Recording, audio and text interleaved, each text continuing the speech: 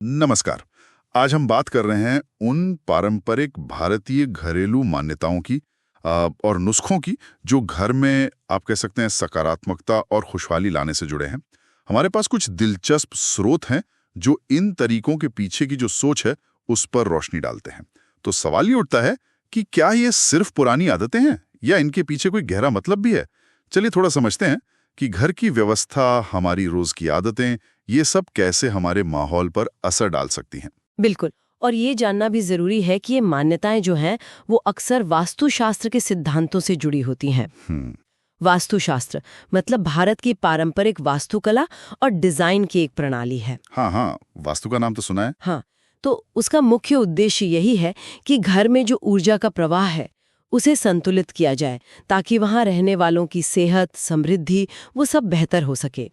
तो ये महज रस्में नहीं है, बल्कि एक तरह से घर के माहौल को, उसकी वाइब्स को बेहतर बनाने की कोशिश है। अच्छा, तो वास्तु का इसमें एक अहम रोल है। जैसे एक आम चलन है, मैंने देखा है कि सुबह सुबह घर के मुख्य द्वार पर पानी छिड़कना, वो भी तांबे के लोटे से।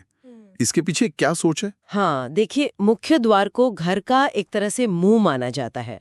वहीं से ऊर्जा अंदर आती है और पानी, खासकर अगर वो तांबे के बर्तन में रखा हो तो उसे शुद्ध माना जाता है। तो पानी छिड़कना एक तरह से दरवाजे को पवित्र करना हुआ और सकारात्मक ऊर्जा को जैसे आप न्योता दे रहे हो। अच्छा। और साफ सफाई का महत्व तो है ही।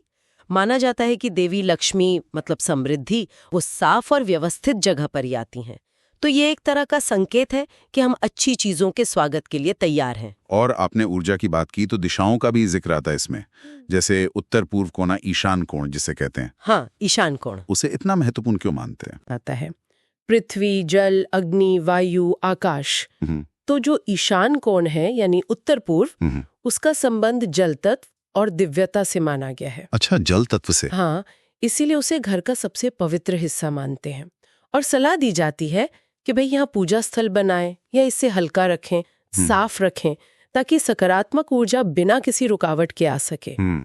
इसी तरह जैसे आग्नेय कोण है, दक्षिण पूर्व, उसका संबंध अग्नि तत्व से है, तो रसोई के लिए वो दिशा बेहतर मानी जाती है। ये तो काफी दिलचस्प है कि कैसे दिशाओं को तत्वों से जोड़ा गया है। अच्छा, अब घर की चीजों पर आते हैं। जैसे झाड़ू। हाँ, झाड़ू। उसको लेकर कई नियम सुने हैं कि भाई खड़ा करके ना रखो, पैर नहीं लगाना चाहिए, छुपा कर रखो। इसके पीछे क्या लॉजिक हो सकता है? झाड़ू का काम क्या है? गंदगी हटाना, नकारात्मकता हटाना। हाँ। तो उसे सम्मान देना, जैसे पैर न लगाना या उसे छुपा कर रखना, ये उस साधन का सम्मान करना है जो घर को साफ कर रहा है। और उसे खड़ा न रखने के पीछे शायद ये सोच हो कि उसकी जो सफाई करने वाली ऊर्जा है वो बिखरे नहीं, वो केंद्रित रहे। इसी तरह जैसे टूटे शीशे को फौरन हटाने की बात है। हाँ, ये भी सुना है। टूटा शीशा क्या दिखाता है?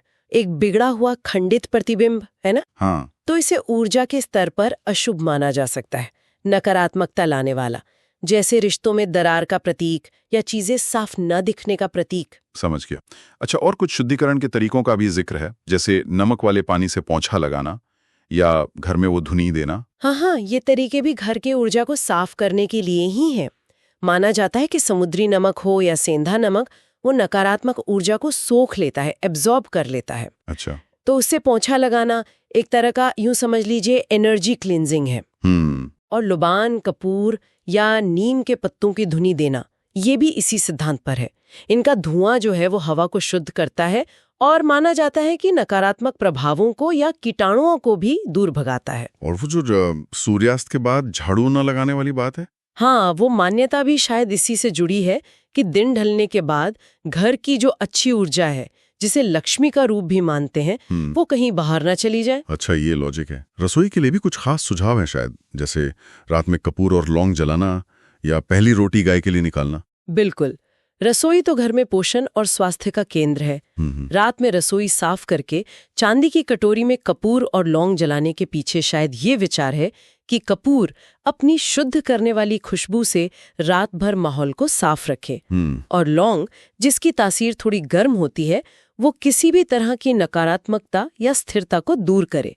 तो इससे अन्न धन में बरकत और अच्छी सेहत की कामना जुड़ी है। और पहली रोटी गाय को देना? गाय को हिंदू धर्म में पवित्र माना जाता है, तो पहली रोटी गाय को देना ये देवताओं और पितरों के प्रति एक तरह से आभार व्यक्त करने का तरीका है, ताकि घर में आशीर्वाद बना रहे।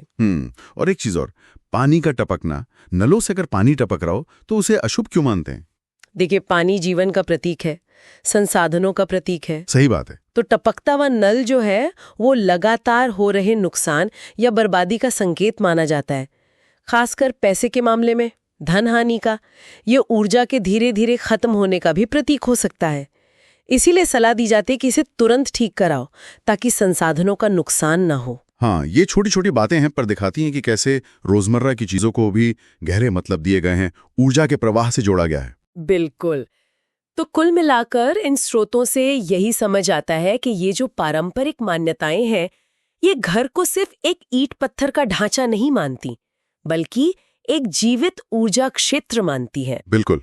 और साफ सफाई, चीजों को सही जगह रखना, दिशाओं का ध्यान रखना, हमारी रोज की छोटी छोटी आदतें, ये सब तरीके हैं उस जगह के साथ एक सकारात्मक रिश्ता बनाने के जहां हम रहते हैं, और इसका असर हमारी मानसिक शांति और खुशहाली पर पड़ सकता है। बिल्कुल। तो सोचने वाली बात यह है कि भले ही हम इन मान्यताओं के हर पहलू पर पूरी तरह यकीन करें या ना करें, पर क्या अपने रहने की जगह और उसकी ऊर्जा के प्रति थोड़ा और जागरूक होना, उसे व्यवस्थित और सकारात्मक रखने की कोशिश करना, क्या ये हमारी अपनी मानसिक स्थिति को बेहतर बनाने में मददगार हो सकता है?